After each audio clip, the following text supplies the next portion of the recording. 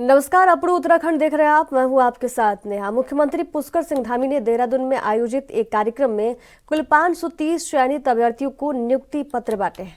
इसमें 352 महिला एएनएम स्वास्थ्य कार्यकर्ताओं और 178 उत्तराखंड वन विकास निगम के स्किलर पदों पर चयनित अभ्यर्थी शामिल हैं। मुख्यमंत्री ने इस अवसर पर सभी चयनित अभ्यर्थियों को शुभकामनाएं दी और कहा कि आज का दिन ऐतिहासिक है क्योंकि उत्तराखंड ने देश में सबसे पहले समान नागरिक संहिता लागू किया। उन्होंने ये भी कहा कि राज्य सरकार ने युवाओं के लिए रोजगार के अवसर बढ़ाए हैं और बेरोजगारी दर में 4.4% की कमी लाई है।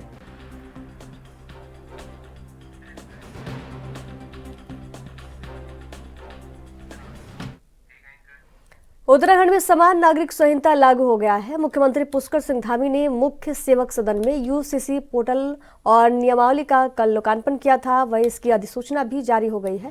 इसी के साथ समान नागरिक संहिता लागू करने वाला उत्तराखंड देश का पहला राज्य बन गया है।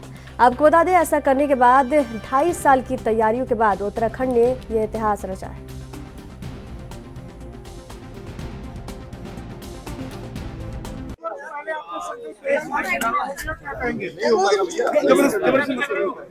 यार ये लोग भी ऐसे खड़े होकर ले लिया यार। कैसे नहीं?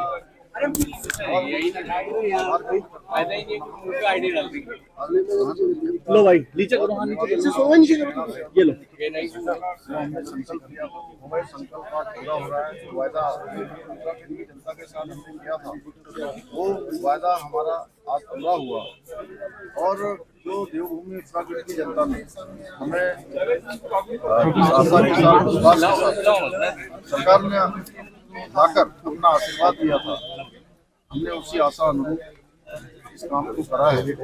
और इसमें हमारे राज्य के चाहे वो यूसीसी की ड्राफ्ट बनाने वाली कमेटी हो, नियमावली बनाने वाले हो, सभी अधिकारीगण हो, सभी विभागों से संबंधित हो, मैं उनका भी धन्यवाद विशेष रूप से आदरणीय प्रधानमंत्री और गृह मंत्री का धन्यवाद करता हूँ। प्रेरणा से उनके मार्गदर्शन हम देवभूमि उत्तराखंड पूरे देश का पहला राज्य बन गया। देश की आजादी के बाद यहाँ रहने वाले सभी धर्म के लोग, सभी जाति के लोग, सभी पंथ के लोग, हम सबके लिए एक समान कानून लागू हो गया। मुख्यमंत्री जी, आपने भी पंजीकरण कराया है, आपको पंजीकरण और कई लोगों को पंजीकरण।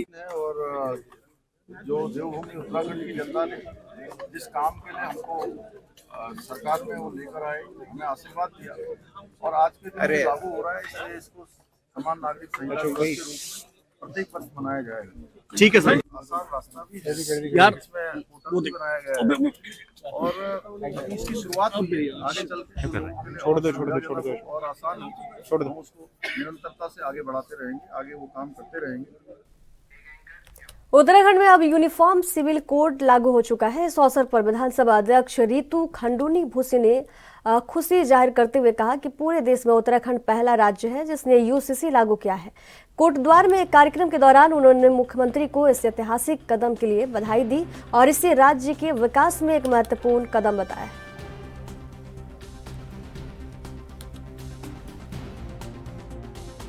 बिल्कुल, बहुत ज़्यादा खुशी है मुझे कि यूनिफॉर्म सिविल कोड जो समान नागरिक संहिता है वो आज से उत्तराखंड में लागू हुई है।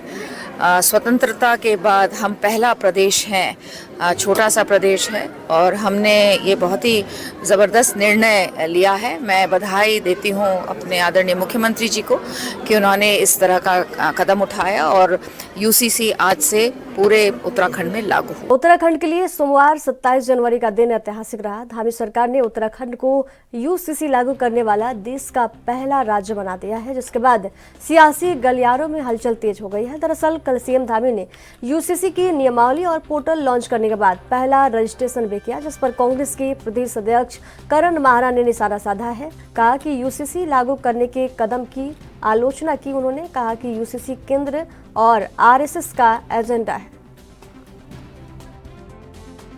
देखिए, फर्जी है, पॉलिटिकल स्टंट के अलावा कुछ नहीं है। इसमें बहुत सारे झोल हैं।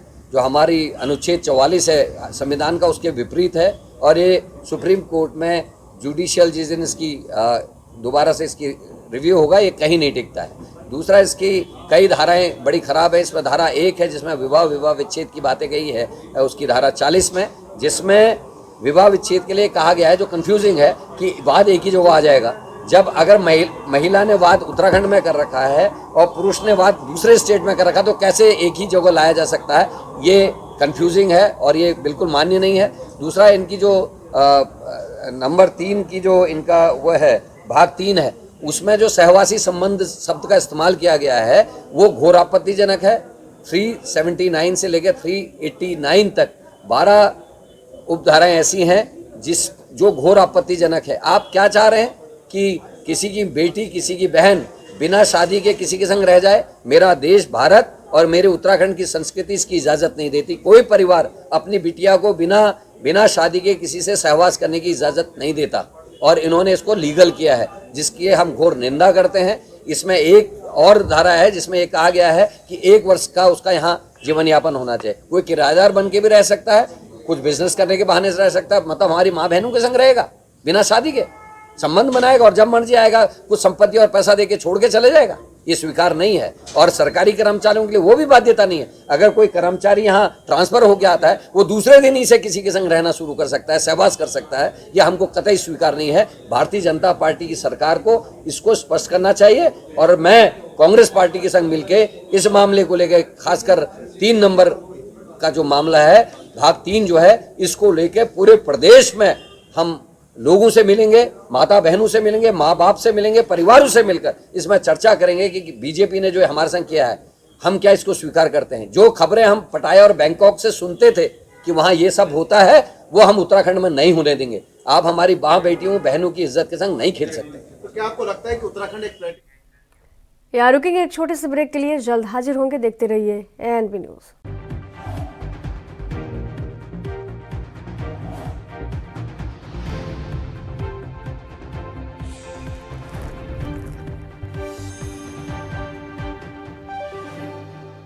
ब्रेक के बाद एक बार फिर से आप सभी का स्वागत है। उत्तराखंड में हाल ही में संपन्न हुए निकाय चुनाव के बाद नतीजे आ गए हैं और नगर पंचायत और पालिकाओं में पार्टी से भागे हुए कार्यकर्ताओं की जीत हुई। इस पर बीजेपी के प्रदेश महामंत्री आदित्य कोठारी ने कहा कि ऐसे लोगों को पार्टी में लेने का अभी कोई विषय नहीं आया है। हम एक राजनीतिक पार्टी हैं, आने वाले समय में परिस्थिति के अनुकूल देखा जाएगा।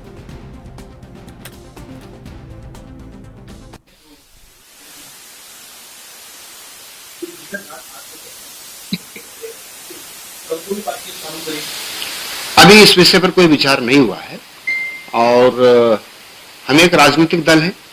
आने वाले समय में अगर कोई परिस्थिति कहीं पर कोई बनेगी तो उस पर समयानुकूल निर्णय लिया जाए।